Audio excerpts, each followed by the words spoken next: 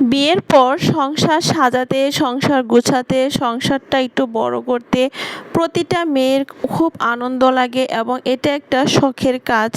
অনেক দিন ধরে ভাবছি আমি আমার সোফায় একটি কভার লাগাবো।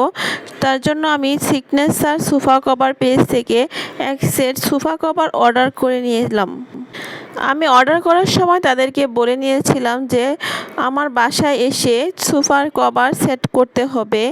আলহামদুলিল্লাহ তাদের ডেলিভারি ম্যান আমার বাসায় এসে আমার সোফায় সেগুলো সেট আপ করে দিচ্ছে। উনি কিভাবে সেগুলো সেট আপ করে আমি নিখুঁতভাবে খেয়াল রাখতেছিলাম, কারণ আমি পরবর্তীতে যখন এগুলো ওয়াশ করব তখন আবার খুলে আমার নিজে সেগুলো সেট আপ করতে হবে। সেজন্য আমি খেয়াল রাখতেছি কিভাবে সেগুলো লাগাতে হয় এবং সেটা সুন্দরভাবে ফিট করতে হয়। ডেলিভারি ম্যান আমাকে সেগুলো বুঝিয়ে দিচ্ছে। আমি স্ক্রিনের মাঝে দেখাচ্ছি আমি কোন পেজ থেকে সোফা কভারটা অর্ডার করেছি। বিশেষ করে যাদের বাসায় ছোট বেবি আছে তারা জানে এই সোফায় কভার লাগানোটা কতটা জরুরি, কারণ এই বাচ্চারা যখন খেলাধুলা করে তাদের কলম পেন্সিল রং দিয়ে এই সোফায় আঁকাআঁকি করে এবং সোফায় নিচে তাদের বল খেলনা বিভিন্ন জিনিস ঢুকে পড়ে, সেগুলো বের করার জন্য অনেক কান্নাকাটি করে। সে কারণে এই সোফায় কভার লাগানোর ফলে সেরকম আর হয় না।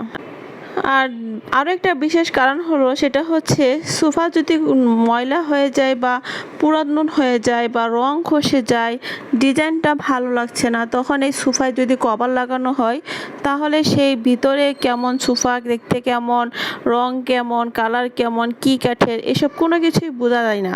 সেজন্য সোফা কভারটা আমাদের জন্য অনেক জরুরি। আমার বাসায় সোফায় কভার লাগানোর পরে আলহামদুলিল্লাহ বাসার লুকিংটাই চেঞ্জ হয়ে গেল এবং আমার কাছে দেখতে খুবই ভালো লাগছে। আপনারা অবশ্যই জানাবেন যারা আমার এই ভিডিওটা দেখতেছেন যে আমার এই সোফার কভারটা কেমন হয়েছে।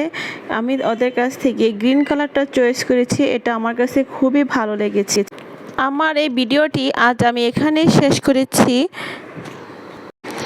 আমার এই ভিডিওটি কেমন লাগলো অবশ্যই আপনারা জানাবেন। সবাই ভালো থাকেন, সবাই সুস্থ থাকেন, সবার জন্য অনেক অনেক দোয়া এবং ভালোবাসা। ভালো থাকুন, আল্লাহ হাফেজ।